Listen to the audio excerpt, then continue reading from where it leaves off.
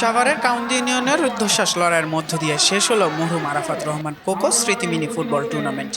ফাইনালে মুখোমুখি হয় পিএফসি ও টিম তুর্কি। শুরু থেকেই আক্রমণাত্মক ফুটবল।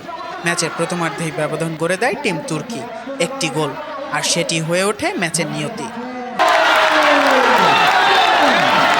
দ্বিতীয়ার্ধে সমতায় ফেরার জন্য মরিয়া হয়ে ওঠে পিএফসি। খেলোয়াড় সৌরভের একের পর এক আক্রমণে দর্শকরা দাঁড়িয়ে পড়লেও শেষ পর্যন্ত জালে জড়ায়নি কোনো বল। ফলাফল 1-0 গোলে টিম তুর্কির জয়।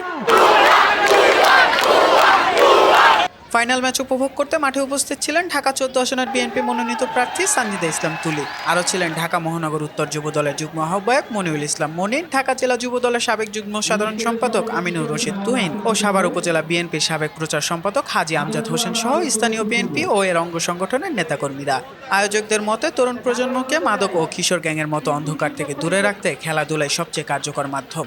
এই আয়োজনের মূল উদ্দেশ্য হলো আমাদের গ্রামের, আমাদের ইউনিয়নের যুব সমাজকে যাতে আমরা মাদক থেকে দূরে রাখতে পারি। আসলে সফল তখনই হবে যখন আমাদের পর্যাপ্ত পরিমাণ মাঠের ব্যবস্থা থাকবে।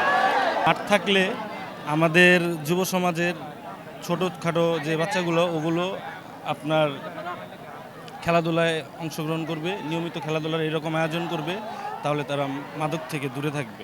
আমাদের টোটাল 32টা দল অংশগ্রহণ করেছে। প্রধান অতিথির বক্তব্যে সানজিদা ইসলাম তুলি বলেন, নির্বাচিত হলে কাউন্দিয়ায় খেলাধুলার জন্য একটি স্থায়ী মাঠ গড়ে তোলা হবে। আমাদের কাউন্দিয়াবাসী কাউন্দিয়া থেকে যারা এসেছেন সকলকে আন্তরিকভাবে ধন্যবাদ ও অভিনন্দন। আবারও আমরা যেন ধানের শীষে বিজয়ী হতে পারি ইনশাআল্লাহ, এবং আমরা যেন একটা ব্রিজের ব্যবস্থা করে কাউন্দিয়াকে সংযুক্ত করতে পারি মিরপুরের সাথে। এই খেলার মাঠে একটা স্থায়ী খেলার মাঠের অনেক জায়গা আছে। ইনশাআল্লাহ আমরা ধানের শীষে বিজয়ী করে আনতে পারলে, সরকার গঠন করলে আপনাদেরকে সাথে নিয়ে একটা স্থায়ী খেলার মাঠ কাউন্দিয়া আমরাই পাবো ইনশাআল্লাহ। ফুটবলের উত্তেজনায় শুধু ট্রফি নয়, মাঠ জুড়ে ছড়িয়ে পড়ে সুস্থ সমাজ গড়ার প্রত্যয়। মইনুল ইসলাম, চেষ্টা টিভি, ঢাকা।